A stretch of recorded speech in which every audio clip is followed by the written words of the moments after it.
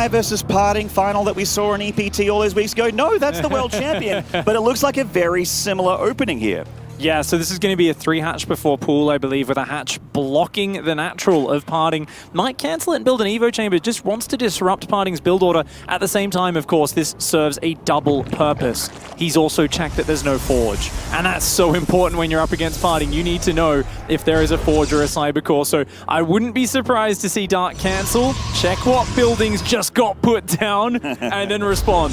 PartinG dropping the first pylon here, making himself a little bit of a new apartment down in Darkville with that probe. And he does cancel that hatchery, sees the forge, and now Dark has to respect these pylons. This is such a nasty cannon spot here, and the spawning pool so late for Dark.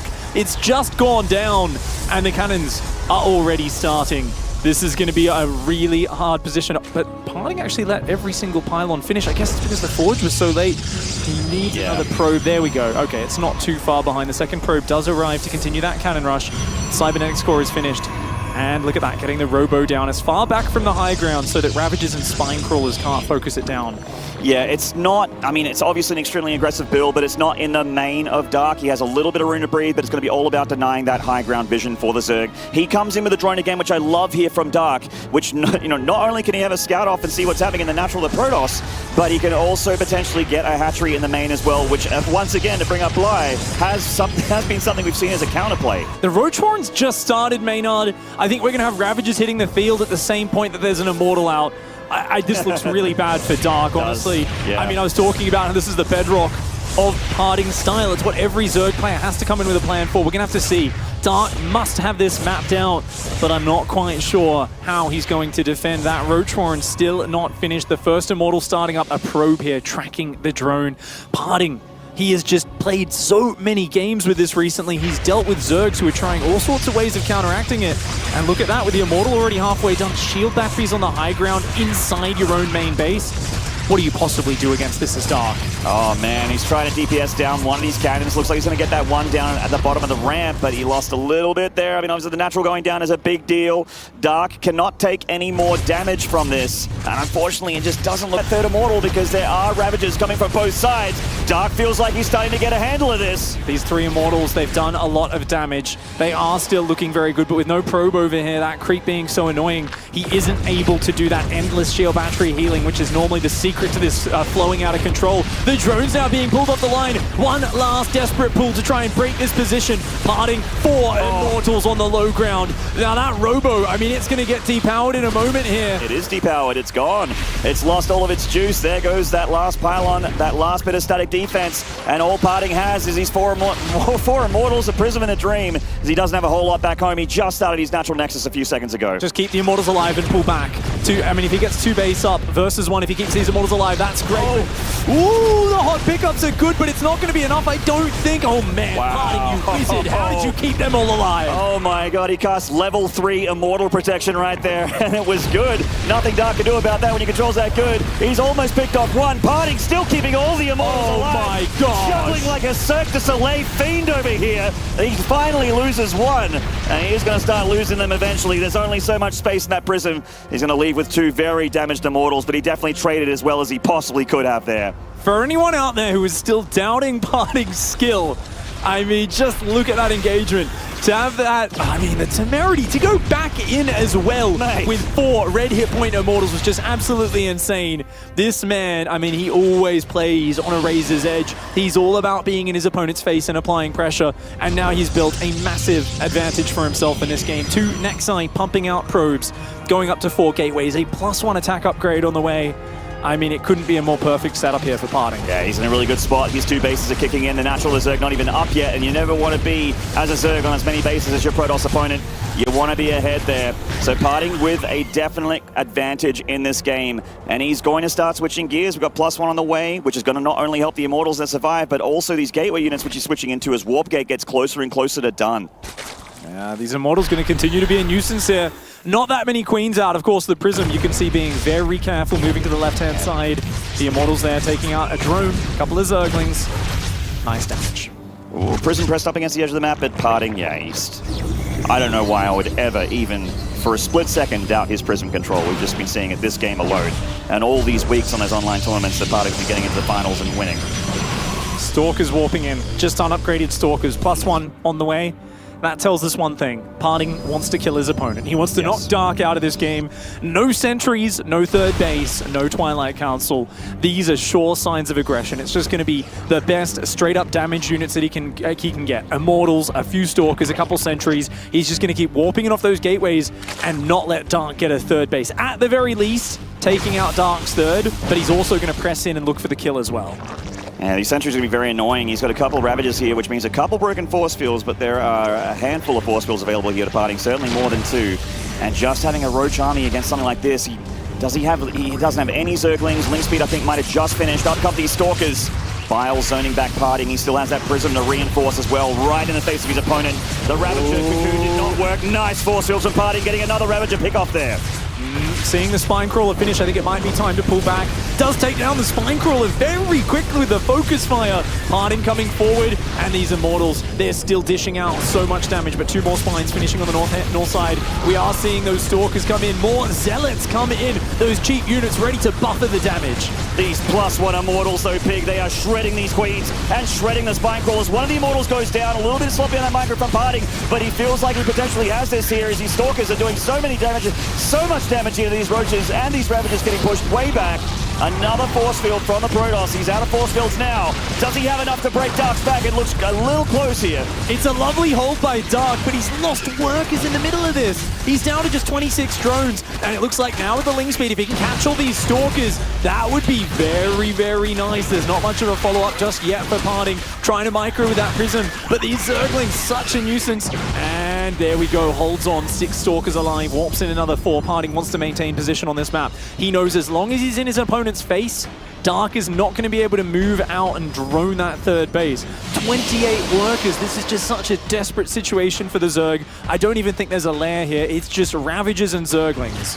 Stalker's going down the right-hand side, just trying to do some damage to this hatchery. In a dream scenario, pick it off as well. Dark moving to intercept here, but with a pretty small army, that's too many Stalkers. The Lings need to come here and assist. Yeah, looks like some of those Stalkers are a little exposed, but as the Zealots warp in, Zealots are the counter to the Zerglings, and a quick dodge on the Prism doesn't let itself get biled down. This Prism's been the MVP for PartinG this game, that's for damn sure. This third hatchery still under threat. It's only got a quarter of its life, less than that now. It's going to go down if he touches on it one more time here with his units. Oh, Bile zone out the Stalkers. The Zealots do get a little bit separated there. A few of them do get picked off, but more warping in. And the Prism going to pull back the Stalkers and the Zealots, knowing they don't need to take the engagement here. And once again, PartinG, he's just set up 38 probes, 2 bases. And he's got taking a Robo, a Twilight, an armor upgrade. Yeah, PartinG is just in control of this game. He's absolutely big. It starts to get better and better for him as time goes forward. Dark's just never had breathing room to recover. He's been playing catch-up here. I like the Lings. Speedling's absolutely fantastic against a big ball of Stalkers, but they aren't drones, they aren't hatcheries, but they need to be here or he's dead. It's such an awkward situation for the Zerg, and PartinG's just brought him down to this mud wrestle. And this is exactly where PartinG likes to fight, where he can dictate the pace, can be the one in your face the whole time, and not give you a room to jump up. Any time where you're both microing back and forth, where PartinG's picking the engagements, choosing where and when to fight, that's his happy place. He absolutely loves it. And he knows that the Zerg just can't get out of control. I think it's these longer games where the Zerg's giving a bit more breathing room. That's where we see PartinG struggle. But this sort of game, especially off that early advantage, it's quite straightforward for PartinG to just move this advantage forward step by step. And I love the Dark Shrine here that Mapu's showing to us.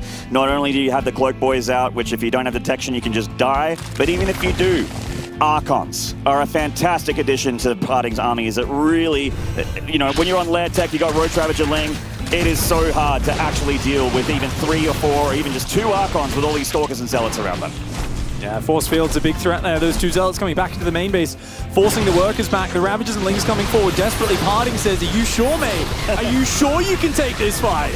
You want this battle? No worries, I'll give you this battle. And I think Dark might have bitten off more than he could chew, but what else has he got going for him? PartinG's gonna take gate number 1. GG. The big boy getting big on stage. It's not a one-trick pony. PartinG has so much flexibility, and as I said, you need to come in prepared. You can't let him play his game. Dark, the world champion, drops the first map there. We're at the phase where like he's massing for a little bit, and I mean, Stats is under assault this entire series so far. Yeah, Like the game 1 was so convincing from Special. It's really nice to see him play at this level here right now.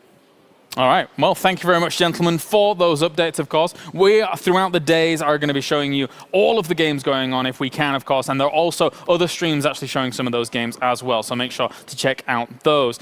For now, I believe we are probably ready to go back to the original match. So let's see if PartinG can close out the series, or if the current reigning world champion can make a comeback.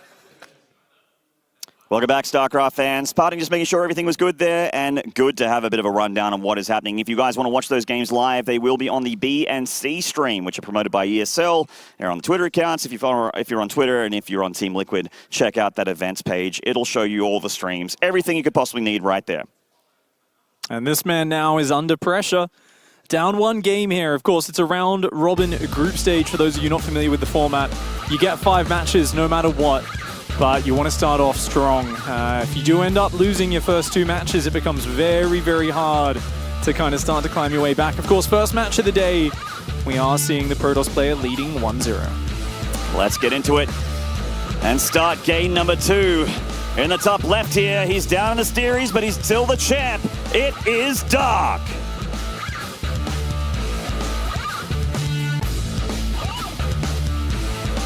And getting cheeky in response to that hatch block in the last game. Down here in the bottom right, in the blue, representing Dragon Phoenix Gaming, he is PartinG. And he's already got 135 Pro Tour points. He's been working hard on those online tournaments, Pig. We've been casting a bit of him ourselves, actually, from home. Yeah. He is a monster. Low ground gateway here, so I mean, it could potentially be a Forge later, but you know, when the high ground is when you know for sure it's going to be an early rush. But yeah, you know, I'm not sure if it was here last year or a different tournament, but I do recall, I think it was Sue 12 pulling PartinG 5 games in a row in a series and winning. And PartinG's learned his lesson. He probe scouts a lot more. For a while, it was a crutch where he just realized, hey, no one's early pooling, and none of the Protoss are taking advantage of it. I'm going to just skip scouting like most games. And eventually the Zergs caught on and started punishing him for it. So he's a little bit more flexible with that now. You can see the probe there, even playing to his image, dancing around, pretending it's going to put down a pylon for a cannon rush. But Dark, he's got his own drone on the other side of the map. And yeah, he's got a fast gas and hatch. So I think no need to hatch block, just dance around, delay the Nexus, and just continue as normal. You know, the whole point here is just make sure that no Forge goes down. Yeah, this isn't a hatch block. PartinG brought down 2 probes just in case as well, so we could fight the drone directly.